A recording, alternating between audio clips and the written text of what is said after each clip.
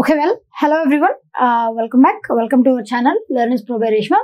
Right, ఇవాల్టి మన session లో కరెంట్ అఫైర్ ఒక ఇంపార్టెంట్ కరెంట్ అఫైర్ రీసెంట్ గా న్యూస్ లో ఉన్నటువంటి కరెంట్ అఫైర్ డిస్కస్ చేద్దాం. That is 10 years of 3 Janani Suraksha schemes. Janani Suraksha schemes లో టోటల్ గా మూడు స్కీమ్స్ ఉన్నాయి. జననీ సురక్ష జీవన్ జ్యోతి బీమా యోజన అని ఉంది. అదే విధంగా అటల్ పెన్షన్ యోజన ఏపీవై అని ఉంది. జీవన్ సురక్ష బీమా యోజన అని చెప్పేసి ఇట్లా టోటల్ గా 3 స్కీమ్స్ ఉన్నాయండి. ఆ 3 స్కీమ్స్ ని లాంచ్ చేసింది ఎప్పుడు అనంటే 9th May 2015 9th May 2015 నాడు వీటిని లాంచ్ చేశారు.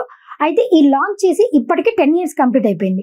అట్లా 2025కి 10 years కంప్లీట్ అయిపోయినటువంటి స్కీమ్స్ ఏమేమి ఉన్నాయి? 2015 లో లాంచ్ చేసినటువంటి స్కీమ్స్ ఈ ఇయర్కి 10 years కంప్లీట్ అయిపోయి ఉంటాయి కదా. అట్లాంటి స్కీమ్స్ ఏమున్నాయి? ప్రీవియస్ సెషన్స్ లో కూడా మనం కొన్ని సెషన్స్ లో డిస్కస్ చేసాం. 10 years కంప్లీట్ అయిపోయినవి దోస్ ఆర్. వాటిల్లో ఒక ఇంపార్టెంట్ వన్ వచ్చేసి ఏంటి అని అంటే ముద్రా యోజన 10 సంవత్సరాలు కంప్లీట్ అయిపోయింది. Micro units development and refinance agency, దీని ద్వారా లోన్స్ ఇస్తారు. సమ్ శిశు, అదేవిధంగా 3 కేటగిరీస్ గా డివైడ్ చేసి లోన్స్ ఇచ్చేవారు. కాకపోతే ఇప్పుడు దానిని 4 కేటగిరీస్ గా డివైడ్ చేశారు. 20 lakhs వరకు లోన్స్ ఇస్తున్నారు, collateral free loans. That is Mudra Yojana. Mudra Yojana కూడా 10 years కంప్లీట్ అయిపోయింది. ఇది కూడా మనం ప్రీవియస్ సెషన్స్ లో డిస్కస్ చేసాం. రైట్, అసలు ఇక్కడ ఉన్నటువంటి 3 జన్ సురక్ష స్కీమ్స్ వచ్చేసి ఏమున్నాయి? దాంట్లో ఫస్ట్ స్కీమ్ వచ్చేసి ప్రధానమంత్రి సురక్ష బీమా యోజన. ప్రధానమంత్రి సురక్ష బీమా యోజన ఫస్ట్ వన్. సురక్ష బీమా యోజన, సురక్ష అనగానే మనకు గుర్తు రావాల్సింది ఇన్సూరెన్స్. జీవన్ జ్యోతి వేరు, సురక్ష వేరు. సురక్ష అని అంటే ఇక్కడ ఇన్సూరెన్స్ ప్రొవైడ్ చేస్తారనమాట. అంటే ఎవరైనా చనిపోతే వాళ్ళకి అమౌంట్ ని ప్రొవైడ్ చేస్తుంది ఇన్సూరెన్స్. అది డెత్ అయ్యి లేదా డిజేబిలిటీ వల్ల డెత్ రావచ్చు, లేదంటే ఏదైనా పార్ట్ డిజేబుల్ అయిపోవచ్చు. అలాంటి వాళ్ళకి ఇన్సూరెన్స్ ని ప్రొవైడ్ చేస్తుంది. Accident insurance. ఇక్కడ ఏజ్ లిమిట్ ఇది గుర్తుపెట్టుకోండి, దిస్ ఇస్ వెరీ ఇంపార్టెంట్. 18 నుంచి 70 years వరకు వాళ్ళు మాత్రమే ఎలిజిబుల్. ఏజ్ లిమిట్స్ అడుగుతూ ఉంటారు మనకి ఎగ్జామినేషన్ లో. మీరు ఏదైనా బ్యాంక్ లో దీని గురించి ఓపెన్ చేయొచ్చు అకౌంట్, లేదంటే పోస్ట్ ఆఫీస్ త్రూ కూడా అకౌంట్ ని ఓపెన్ చేయొచ్చు. కవరేజ్ ఎంత ఇస్తారు అని అంటే, ఒకవేళ చనిపోయినట్లయితే 2 లక్షల రూపాయలు ఇస్తారు. ఆర్ టోటల్ డిజేబిలిటీ అండ్ చనిపోయిన కంప్లీట్ గా డిజేబుల్ అయిపోయినా కూడా 2 లక్షలు ఇస్తారు. అలా కాకుండా పార్షియల్ గా డిజేబుల్ అయ్యారనుకోండి, ఇప్పుడు మనకి 2 చేతులు 2 కాళ్ళు ఉన్నాయి, దీంట్లో ఒక చెయ్యో ఒక కాలు అట్లా పార్షియల్ గా డిజేబుల్ అయ్యింది అనుకోండి 1 lakh ఇస్తారు. కంప్లీట్ గా ప్యారలైజ్ అయిపోతే మాత్రం 2 lakh rupees ఇస్తారు. 1 lakh for partial disability, 2 lakh for death or total disability. ఇది ప్రీమియం. అయితే దీనికి మనం యాన్యువల్లీ ఇంత అమౌంట్ అని చెప్పేసి పే చేస్తూ ఉండాలి. ఆ అమౌంట్ ఎంత అంటే జస్ట్ 20 rupees మాత్రమే. సంవత్సరానికి 20 రూపాయలు అంటే కట్టలేమా అండి? యాజ్ సింపుల్ యాజ్ దట్ కదా. 20 rupees per annum. డ్యూరేషన్ వచ్చేసి ఎప్పటి నుంచి ఎప్పటి వరకు అని అంటే 1st June నుంచి 31st May వరకు.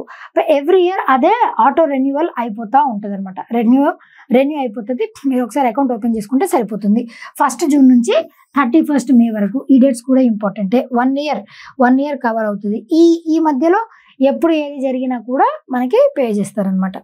Implementing agencies, public and private general insurance companies via banks, అదేవిధంగా పోస్ట్ ఆఫీస్ ద్వారా public and private general insurance companies అన్ని కూడా ఎలిజిబులే ఈ స్కీమ్ ని ఇంప్లిమెంట్ చేయడానికి.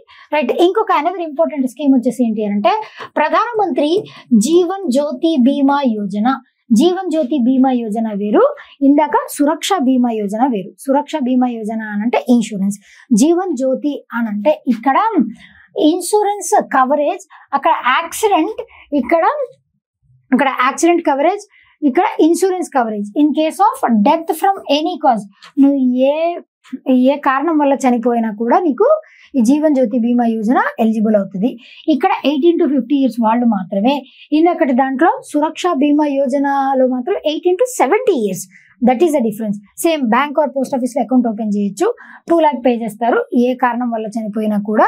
కాకపోతే ఇక్కడ ప్రీమియం చూడండి మనం కొంచెం ఎక్కువ కట్టాల్సి ఉంటుంది. అక్కడ జస్ట్ 20 rupees పే చేస్తే సరిపోతుంది.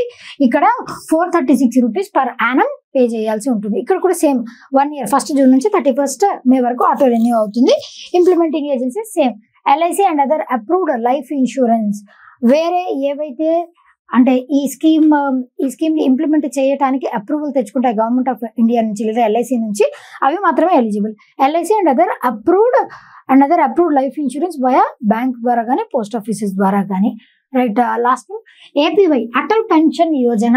ఈ Atal pension Yojana pension provide చేస్తుంది, ఖచ్చితమైనటువంటి పెన్షన్ ని ప్రొవైడ్ చేస్తుంది. అది ఎవరికి? అందరికీ రాదు. అది కేవలం అన్ఆర్గనైజ్డ్ సెక్టార్ లో పనిచేసేటువంటి వాళ్ళకి మాత్రమే. అంటే ఇప్పుడు కన్స్ట్రక్షన్ వర్కర్స్ కానీ లేబరర్స్ కానీ ఇట్లా ఒక స్కిల్ బేస్ చేసుకొని కాకుండా అంటే ఏదో వాళ్ళకి వచ్చిన పని ఇట్లాగే చేయాలి, ఒక ప్రొఫెషన్ ఒక స్కిల్ అలాంటివి ఏమీ లేకుండా అన్ఆర్గనైజ్డ్ సెక్టర్ లో పనిచేసే వాళ్ళకి ఈ పెన్షన్ అన్నది అప్లికబుల్ అవుతుంది. అందరికీ అప్లై అవ్వదు, మన అందరికీ రాదు. రైట్. ఎలిజిబిలిటీ వచ్చేసి 18 to 40 years. ఇందాక కూడా జీవన్ జ్యోతిలో మనకి ఎలిజిబిలిటీ 18 to 50 ఉంది. ఇక్కడ 18 to 70 ఉంది. సురక్ష బీమాలో 18 to 70, జీవన్ జ్యోతిలో వచ్చేసి 18 to 50, అటల్ పెన్షన్ యోజన వచ్చేసి 18 to 40. ఈ ఆర్డర్ లో గుర్తుపెట్టుకోండి, ఏదో డిక్రీజింగ్ ఆర్డర్ లో కానీ ఇంక్రీజింగ్ ఆర్డర్ లో కానీ. అటల్ పెన్షన్ యోజన వచ్చేసి 18 to 40 years. ఖచ్చితంగా మీరు ఇన్కమ్ ట్యాక్స్ పే చేసే వాళ్ళు అయ్యి ఉండకూడదు. ఇన్కమ్ ట్యాక్స్ ఎవరు పే చేస్తారు అంటే ఒక లిమిట్ కి మించి ఇన్కమ్ ఎవరికైతే వస్తుందో అలాంటి వాళ్ళు మాత్రమే ట్యాక్స్ పే చేయడానికి ఎలిజిబుల్ కదా. మీరు ట్యాక్స్ పే చేస్తున్నారు అని అంటే యూ కెన్ అఫోర్డ్ ఎనీథింగ్. కాబట్టి ఇన్కమ్ ట్యాక్స్ పే చేసే వాళ్ళు అయ్యి ఉండకూడదు. That is the case. ఇంకా ఎవరికి బెనిఫిట్ ఎంత వస్తుంది అని అంటే పెన్షన్ కదా, వన్స్ ఆ టర్మ్ అయిపోయిన తర్వాత మనకి పెన్షన్ లాగా రావాలి. ఇప్పుడు స్టేట్ గవర్నమెంట్ ఎంప్లాయీస్ కానీ సెంట్రల్ గవర్నమెంట్ ఎంప్లాయీస్ కానీ వాళ్ళ టర్మ్ అయిపోయిన తర్వాత వాళ్ళకి పెన్షన్ అనేది వస్తూ ఉంటుంది. అంటే ఎవ్రీ మంత్ వాళ్ళ శాలరీలోంచి కొంత పార్ట్ని కట్ చేసి ఆ కట్ చేసినట్టు అంటే ఎంతైతే అమౌంట్ జమ అవుతుందో ఆ అమౌంట్కి మళ్ళీ గవర్నమెంట్ ఆఫ్ ఇండియా కానీ ఆ స్టేట్ గవర్నమెంట్ కానీ కొంత అమౌంట్ యాడ్ చేసి మనకి పెన్షన్ లాగా లాస్ట్లో ప్రొవైడ్ చేస్తుంది. ఇప్పుడు కొన్ని సెక్టర్స్ కొన్నిటికి లేవనుకోండి, అది వేరే విషయం. అయితే ఇక్కడ ఎంత పెన్షన్ లాగా ఇస్తుంది అని అంటే 1000 రూపీస్ నుంచి 5000 వరకు పర్ మంత్. అది కూడా ఎప్పుడు 60 సంవత్సరాలు దాటిన తర్వాత బేస్డ్ ఆన్ కాంట్రిబ్యూషన్. 60 సంవత్సరాలు దాటేసిన తర్వాత మీకు 1000 రూపాయల నుంచి 5000 రూపాయల వరకు డిపెండింగ్ అపాన్ యువర్ కాంట్రిబ్యూషన్. మీరు ఎంతైతే పే చేస్తారు ప్రీమియం దాన్ని బేస్ చేసుకొని 1000, 2000, 3000, 4000, మాక్సిమం 5000 లాగా వస్తుంది.